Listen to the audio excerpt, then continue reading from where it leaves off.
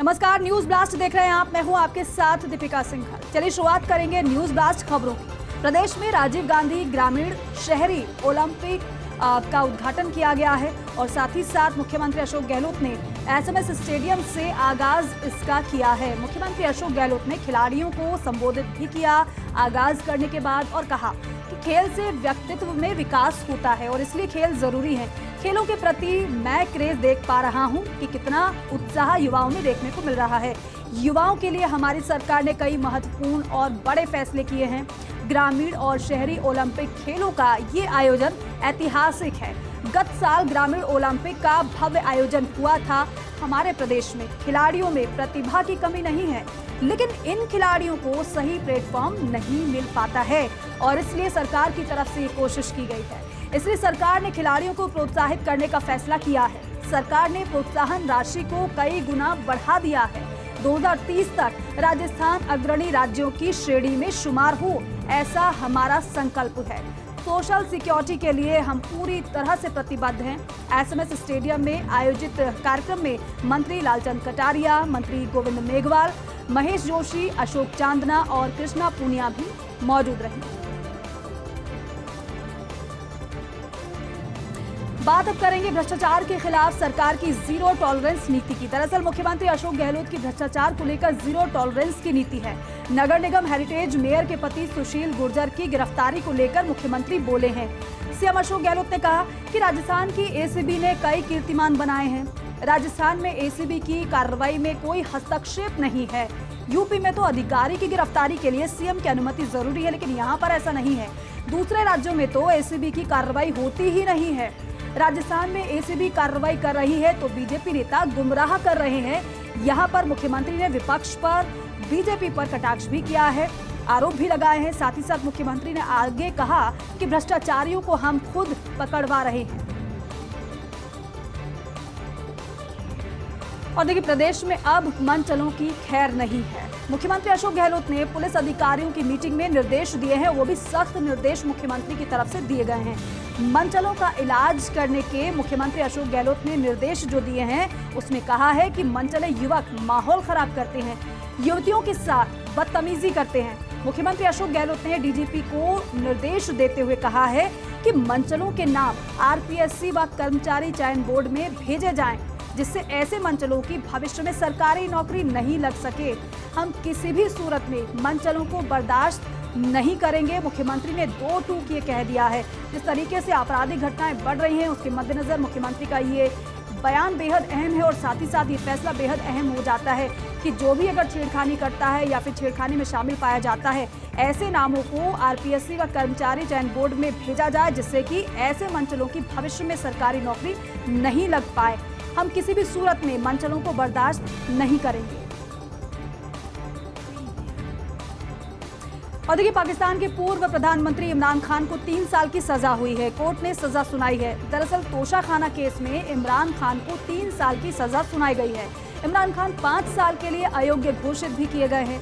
5 साल तक चुनाव नहीं लड़ सकेंगे इमरान खान कोर्ट के फैसले के बाद। हालांकि तोशाखाना केस में इमरान खान दोषी करार दिए गए हैं। जो आरोप उन पर लगाए गए वो आरोप सिद्ध हो गए और उसके बाद सजा का ऐलान कोर्ट की तरफ से किया गया।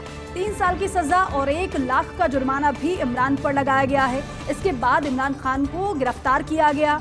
लाहौर में जमा पार्क से हुई इमरान खान की गिरफ्तारी। इमरान खान की गिरफ्तारी के बाद पीटीआई का हालांकि बयान भी सामने आया।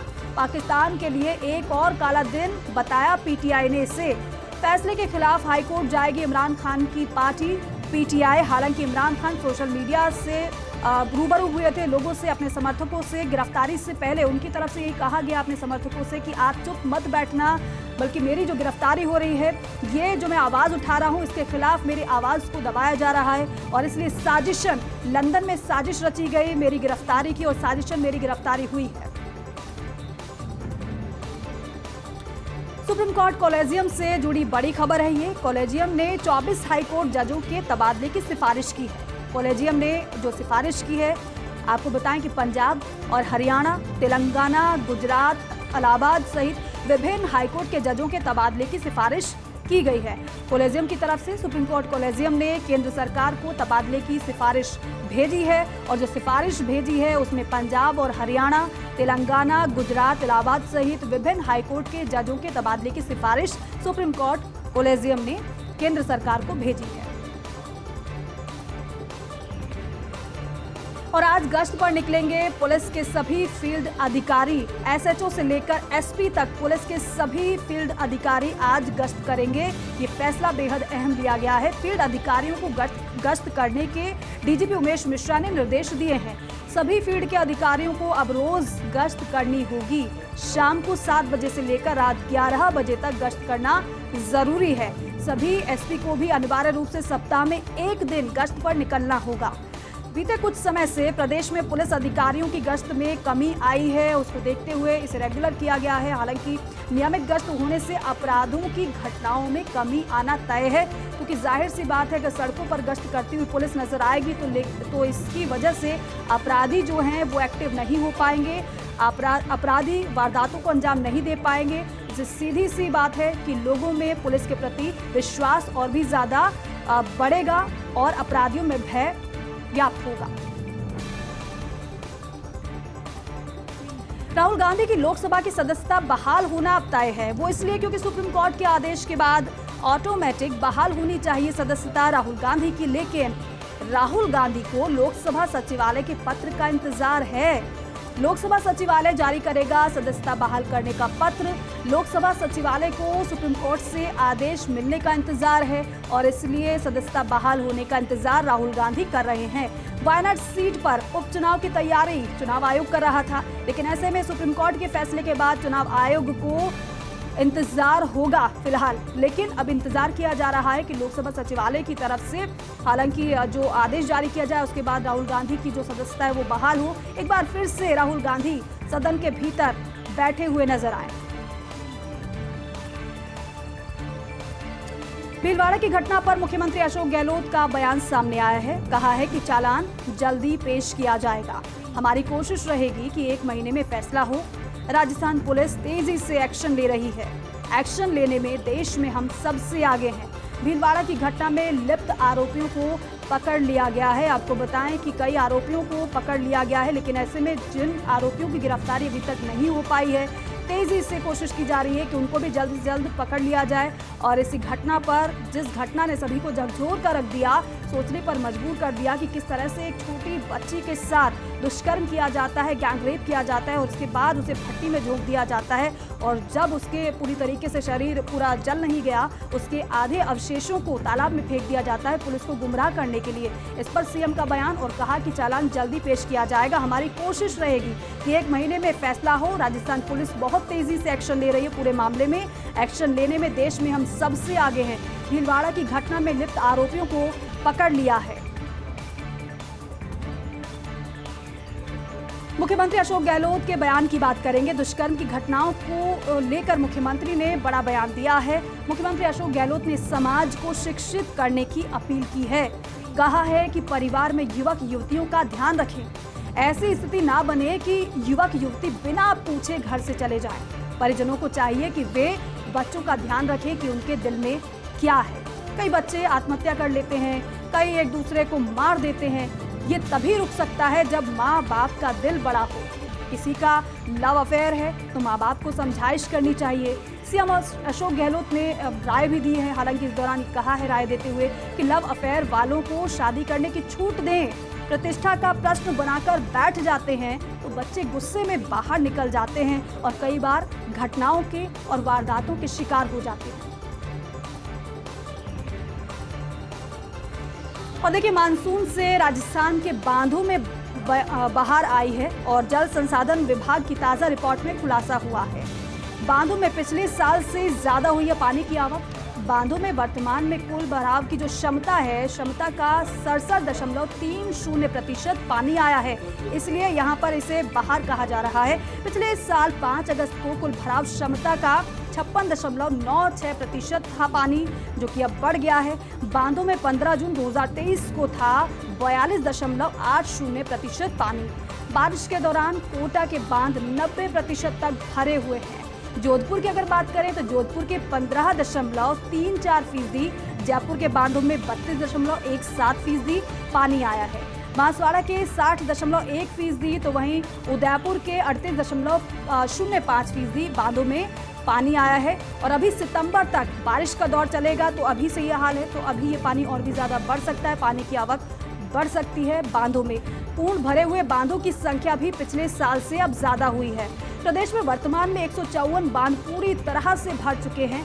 प्रदेश में 690 बांधों में से 174 बांध अभी भी खाली हैं। रणथंभौर में डाल रखा 2 टाइगर रिजर्व की टीमों ने डेरा। दरअसल सरिस्का और रामगढ़ विषधारी की टीमों ने डेरा डाल रखा है। वो इसलिए क्योंकि दोनों टाइगर रिजर्व के लिए एक बाघिन को किया जाना है ट्रैंकुलाइज, इसलिए टीमें वहां पर डेरा डाली हुई बैठी हुई हैं। 3 दिन से चल रहा है बाघिनों को ट्रैंकुलाइज करने का प्रयास, लेकिन प्रयास अभी तक सफल नहीं हो पाया है। विषधारी के डीएफओ संजीव शर्मा, सरिस्का डीएफओ देवेंद्र जगावत 2 दिन से रणथंभौर में मौजूद हैं। तो वही बाघिन के दिखाई देने और ट्रैंकुलाइज होने पर शिफ्टिंग उसकी की जाएगी। आरटीआर के एफडीपी कथिर वेल और डीसीएफ मोहित गुप्ता भी मौके पर मौजूद हैं। हालांकि टीमें तो प्रयास कर रही हैं, लेकिन बाघिन को कब तक ट्रैंकुलाइज किया जा सकता है, ये देखने वाली बात होगी। बॉम्बे हाईकोर्ट जज का इस्तीफा। नागपुर बेंच के जस्टिस रोहित बी देव ने इस्तीफा दिया है। दरअसल कोर्ट की कार्यवाही के बीच इस्तीफा जज ने दिया है। जस्टिस MW चंदवानी के साथ खंडपीठ का वो नेतृत्व कर रहे थे। समृद्धि एक्सप्रेसवे पर अवैध खनन पर जुर्माना लगाया था, कॉन्ट्रैक्टर पर करोड़ों का जुर्माना लगाया था। जस्टिस रोहित बी देव ने महाराष्ट्र सरकार इसे रद्द करने के लिए लाई थी प्रस्ताव। इस्तीफे के बाद जस्टिस ने कहा कि आत्मसम्मान से समझौता नहीं कर सकता और इसलिए उन्होंने इस्तीफा दे दिया। दिसंबर 2025 में सेवानिवृत्त होने वाले थे जस्टिस रोहित बी देव, जिन्होंने इस्तीफा दिया है। और देखिए, विपक्षी पार्टियों के गठबंधन इंडिया अलायंस की मुंबई में अगली बैठक होगी। मुंबई में 31 अगस्त और 1 सितंबर को विपक्षी दलों की बैठक होगी। मुंबई के ग्रैंड हयात होटल में ये बैठक होने वाली है। शिवसेना का उद्धव ठाकरे गुट करेगा बैठक की मेजबानी। बैठक में संगठन के चयन सहित समितियों का गठन संभावित बताया जा रहा है।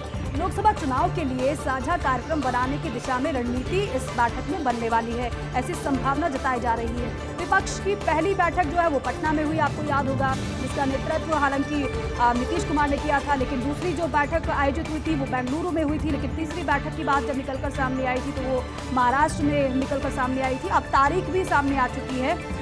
अगस्त में जो बैठक होने वाली है 31 अगस्त तारीख है और 1 सितंबर को बैठक होगी विपक्षी दलों की।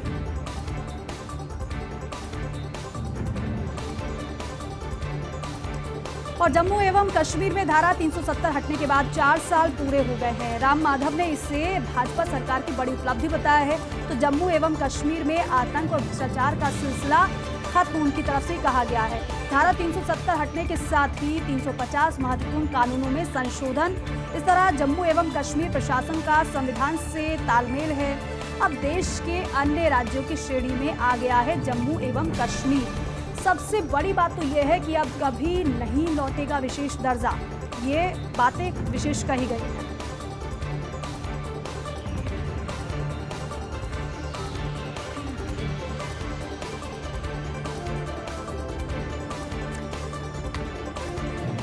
और चलिए इसी के साथ ही फिलहाल इस बुलेटिन में बस इतना ही। आप देखते रहिए फर्स्ट इंडिया न्यूज।